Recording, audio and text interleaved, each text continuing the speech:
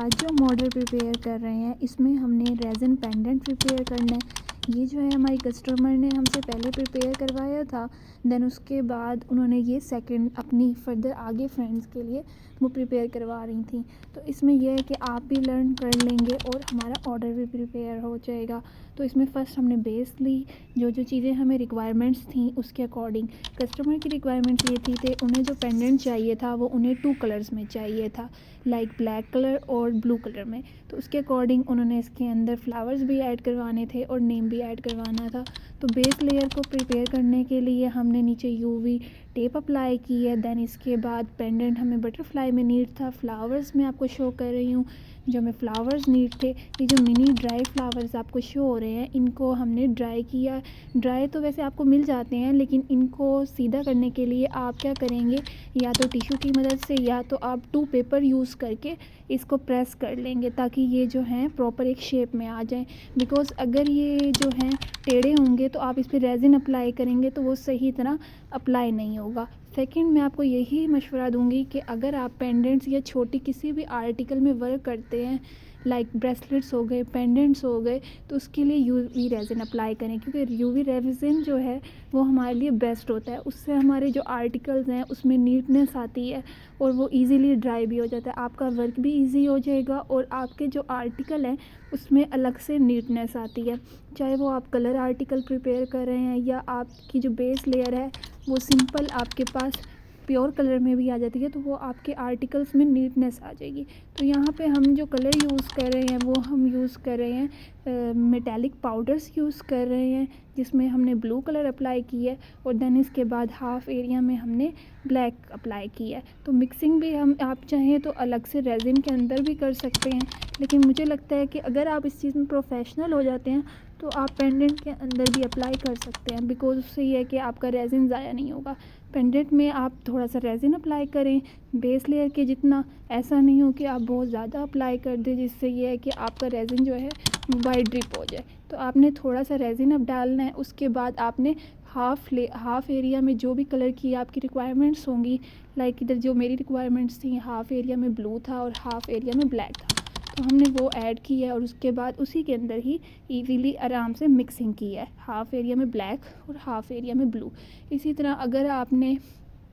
अगर आपसे ऐसे होता है कि मिक्सिंग सही नहीं होती तो आप यूँ भी कर सकते हैं कि आप उसके कप में मिक्सिंग कर लें, देन हाफ़ एरिया में आप हाफ़ पोर करें। अगर आपने सिंगल कलर में अप्लाई करना है तो सिंगल कलर में भी अप्लाई कर सकते हैं। नेक्स्ट, जब आप इस क्लेयर में अपने कलर्स को जो है वो मिक्स कर लेते हैं तो उसके बाद आपने इसे यूवी लाइट की मदद से ड्राई करना होता है। और ये चीज़ भी हमने ख्याल करनी है कि आपने सेम स्टिक से ही मिक्सिंग नहीं कर देनी। अगर आप 2 कलर में एक वर्क कर रहे हैं तो अलग स्टिक का यूज़ करना है ताकि आपके कलर जो हैं वो सेपरेट रहें और आपके लम्स जो हैं ना बने। तो उसके लिए मिक्सिंग जो है वो हमारे लिए बहुत इम्पॉर्टेंट होती है। अगर आपके इसके अंदर लम्स रह जाते हैं तो वो भी आपका वर्क नीट नहीं फील होता और उसमें जो है नीटनेस शो नहीं होती। तो बेस लेयर की बनाने की आपके पास जो बेसिक टिप है वो यही है कि आप इसको अलग जो है किसी उसमें भी आप कप वगैरह में भी अप्लाई करके डाल सकते हैं या तो आप पेंडेंट के अंदर भी अप्लाई कर सकते हैं। सेकंड, आपके पास ये टिप है कि आपने जो इसे ड्राई करना है वो आपने 20 से 25 मिनट इसको ड्राई करना है प्रॉपर वे से यूवी लैम्प की मदद से, ताकि आपकी बेस लेयर जो है वो प्रॉपर वे में ड्राई हो जाए। अगर आपकी लेयर प्रॉपर वे में ड्राई नहीं होती तो बैक साइड से जब आप टेप को रिमूव करते हैं तो वहाँ से आपकी उसमें क्रैक्स भी आ सकते हैं और सम टाइम ये होता है कि आपका रेज़िन प्रॉपर वे से ड्राई नहीं होता तो आपको बैक साइड पे भी वर्क करना पड़ जाता है।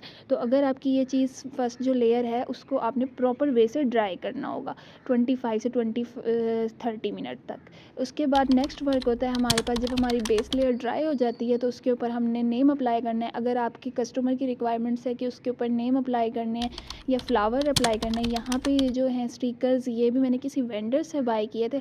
अगर आपको इसका लिंक चाहिए होगा कि किन वेंडर से बाय किए थे तो आप कमेंट सेक्शन में कर सकते हैं, तो मैं आपसे ज़रूर शेयर कर दूँगी। तो ये जो हैं डिफरेंट नेम्स हैं ये हमारे पास मिनी लेटर्स में अवेलेबल होते हैं।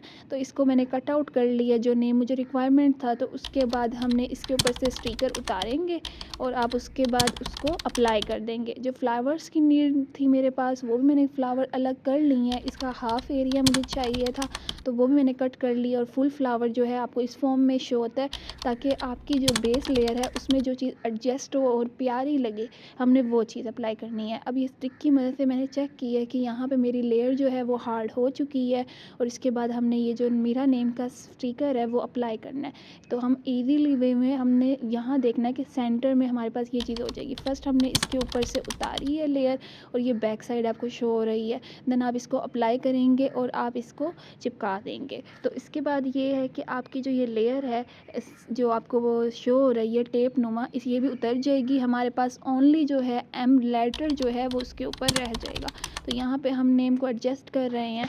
आप देखें कि ये नेम किस तरह एडजस्ट होगा।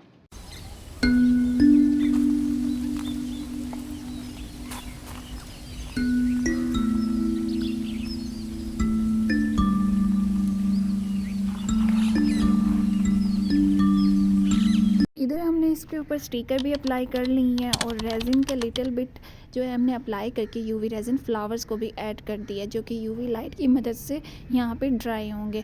जब ये ड्राई हो जाते हैं तो इसके बाद हम जब लास्ट लेयर पोर करेंगे तो हमारे पास ये होता है कि आपके फ्लावर्स जो हैं वो इधर उधर मूव नहीं करते, हमारे लिए ईजी रह जाता है। अब ये जो लास्ट लेयर है इसमें भी हम यूवी रेजिन ही अप्लाई करेंगे और आपने प्रॉपर वे से हमारी जो अपर लेयर होती है उसको कवर अप करना है ताकि कोई भी एज एरिया जो है वो उसका रह ना जाए, और अगर वो रह जाएगा तो अगेन आपके लिए वो चीज़ क्रिटिकल हो जाएगी और आप उसको कवर अप नहीं कर सकेंगे। तो हमने प्रॉपर वे से किसी भी स्टिक की मदद से आपने हर एरिया को कवर अप करना है ताकि आपकी जो लास्ट लेयर है वो नीट शो हो।